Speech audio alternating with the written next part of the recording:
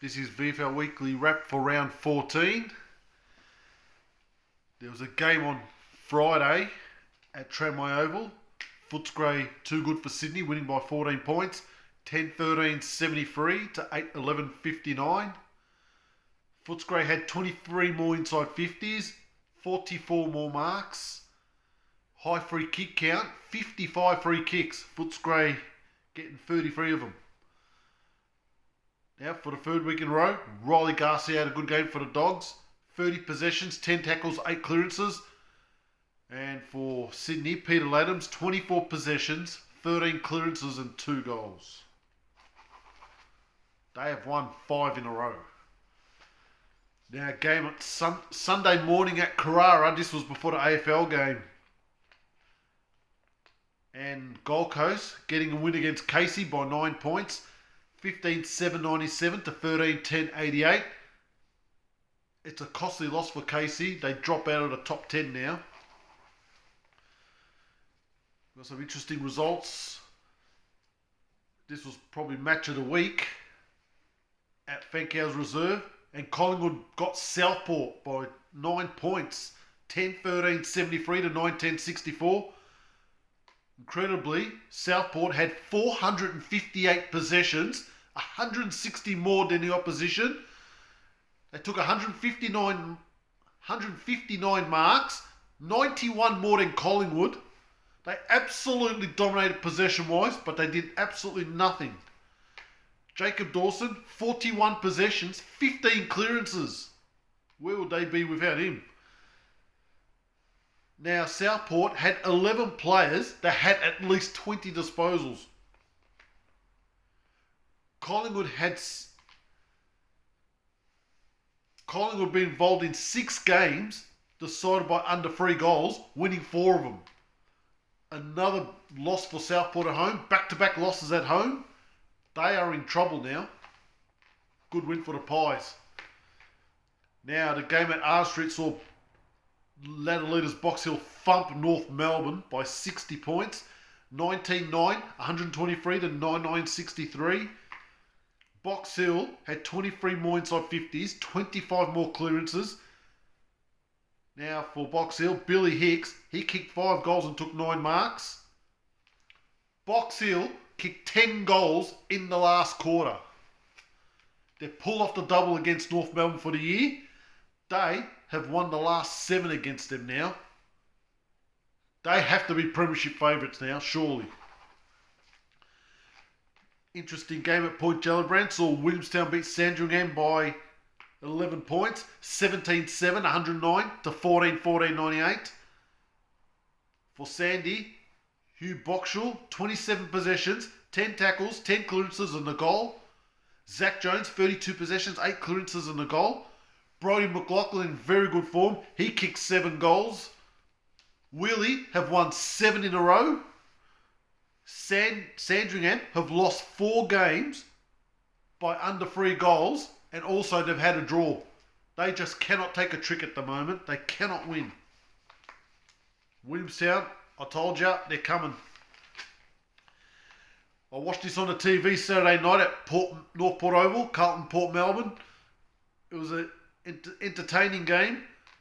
2 teams battling to make the top 10. Carlton have ended Port Melbourne's finals hopes, winning by 11 points. 14-10-94 to 11-17-83. For Carlton, Francis Evans, he had a very good game. He was a live wire up forward, half forward. 3 goals, 2, 24 possessions, 7 marks, 8 tackles.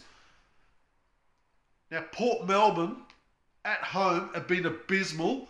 They've won 1 game and lost 5 at home. This was their highest score at home for the year, 11-17-83. In every home game they've played, they've kicked more behinds than goals. I said it last week. They've been shocking at home. Carlton have won their last 4 games away from home. Can they sneak in? Of course, 5 teams had the bye. I went to 2 games. I didn't know which game I was going. I was going to go Arden Street. Then I thought, do I go Williamstown? I decided, no, I'll go to Preston City Oval. And Richmond easily beat the Northern Bull Ants by 58 points, 14-12-96 to 5-8-38. Richmond 4-4 to 2-2 at quarter time. The second quarter was dull. Richmond 2 goals 3 to 1 goal 4. Bull Ants were very competitive, but they just couldn't get their hands on the ball. Richmond just dominated. That third quarter, they were all over them. Richmond only managed 3 goals free, but the Bull Ants did not score at all. And the last quarter, they just ran away for 5 goals 2 to 2 goals 2. They won every quarter. Now for Richmond, 2 players kicked 2 goals, Seth McDonald and Tyler Young. Richmond had 12 goal, they kicked 14 goals, 12 goal kickers, 2 players kicked 2, 10 players kicked the goal. And for the Bull Ants, Will Elliott, he kicked 2 goals. For Richmond, Lockie Street, 29 possessions. Ollie Hayes-Brown, good game here, 26 possessions, 36 hit-outs, 10 clearances and a goal. For the Bull Ants, their best player, Jean-Luc Velasaris, 32 possessions, 10 tackles. Sam Donegan, 25 possessions, 9 clearances. It was a nice day on Saturday, sunny, bit chilly, not much breeze. The sun was out, good crowd there. Good to see Bull Ants still drawing the crowd. A few Richmond fans there as well. It was a spirited effort from the Bull Ants, but they, like I said 1,000 times over and over again, they are lacking. They're just not good enough. They're not going to win a game. Richmond, good chop out. They needed that win to stay in the top 10. They got the job done. They were far too big, far too strong, far too good for them. And it didn't matter if they won by a lot more because their percentage is that bad. It didn't matter. They just had to win the game, and win it they did. Now Richmond lead the Bull Ants head-to-head 20 wins to 2. They've won their last 4 on them, and they're 9-1 at Preston City Oval. Now Frankston, well, the game on Sunday, the only game on Sunday at Coburg City Oval, 2 standalone teams. I said it. Everyone come down. The weather didn't help though. It rained. It was overcast. It was still a good crowd. The people showed up. And they weren't disappointed. Frankston got Coburg again. 27 points. 13-13-91 to 9-10-64. Coburg jumped out of the blocks. 3-3 to 2 binds in the first quarter. The second quarter was a game changer. Frankston kicked 8 goals 4 to 1 goal 1. Third quarter, Coburg won that 3-4 to 2-5. And last quarter, Frankston 3-2 to 2-2. The goal kickers for Frankston, Matt Johnson, he kicked 4. Corey Ellison 2. Well, for the Burgers, Mitch Pajaski, 6 goals. Possessions, Tom Blamiris, he's been in good form. He had a good game again. 34 possessions, 8 tackles. Jackson Voss, one of their best players, he had 26 possessions, 23 of them were kicks. For the Burgers, Flynn Gentile, 30 possessions, 10 clearances. Jack Bytel, 30 possessions, 8 clearances. Mitch Pajaski kicked 6 goals, 3 and took 8 marks. The Ruckman Joe Furphy, 48 hitouts. Coburg had 45 more possessions. They had 13 more clearances. Inside 50s and marks were dead level.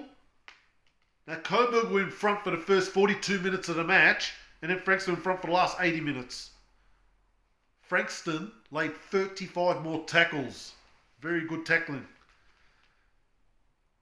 Coburg kicked the first 4 goals of the game, and they were 26 points up. And Frankston's first goal didn't come till 5 minutes in the second quarter, and that's when the streak started. They kicked the next 9 goals.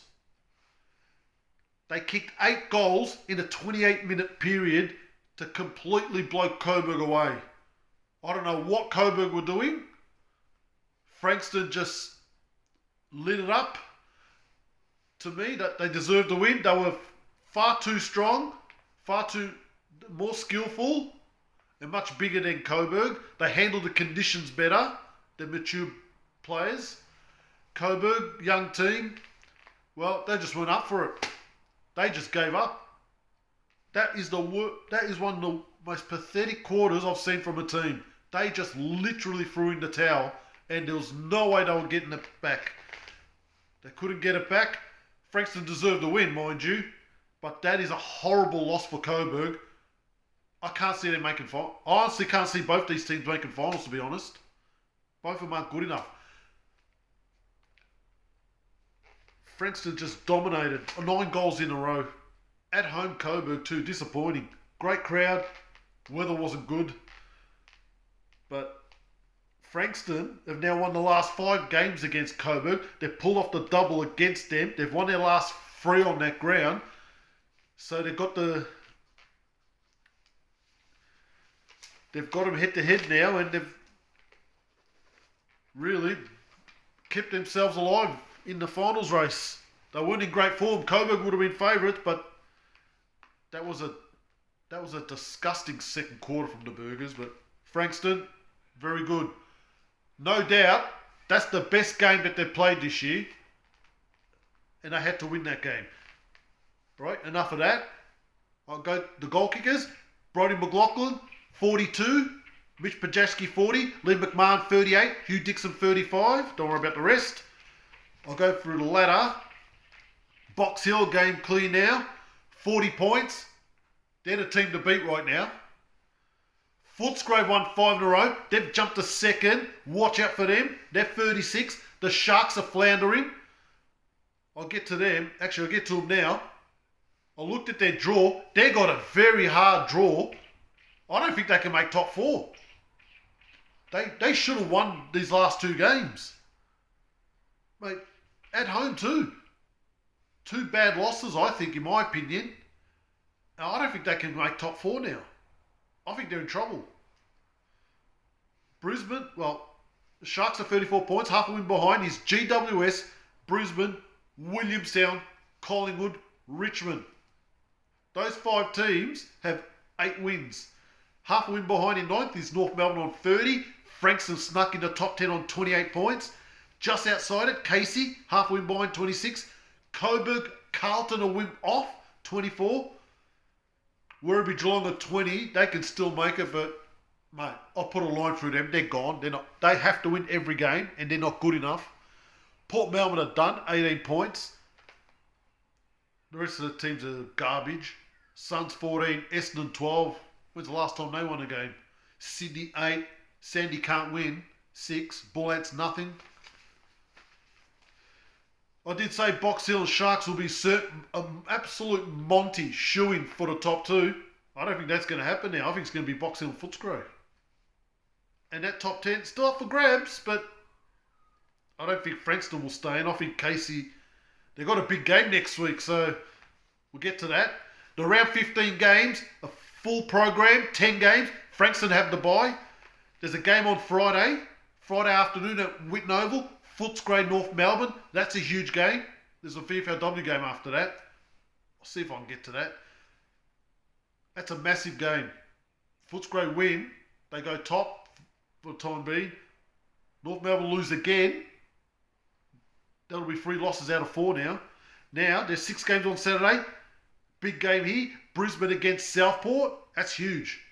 The game I'm going to at Chirnside Park, Werribee GWS, that's a mini-final. Werribee have to win. They lose, forget about it. GWS match up well against them. They beat them there last year, so I don't expect Werribee to win that. But you never know. Sydney play the Bull Ants. Chance for one of those teams to win. Essendon play Gold Coast at Windy Hill. Big game here. Port Melbourne, Williamstown. Can Port Melbourne end Williamstown streak? They smashed them there last year. We'll see what happens. The night game at Princes Park, TV game, Collingwood Carlton at 7:10. I'll try to get to that. There are 3 games on Sunday. Richmond Geelong at Kardinia Park. That's a Richmond home game, but they've got no home ground, so they sold it to Geelong. Box Hill should get an easy win against Sandringham. Massive game, elimination final virtually here. Casey Coburg at Casey Fields. Why are they playing at 2:35? I'll never know. Out in the middle of nowhere when it's dark. Why not start at 12 or something? Or 11? I won't be going to that. That's too far. Another interesting round of football. It's going down to the wire now. We'll see you next time.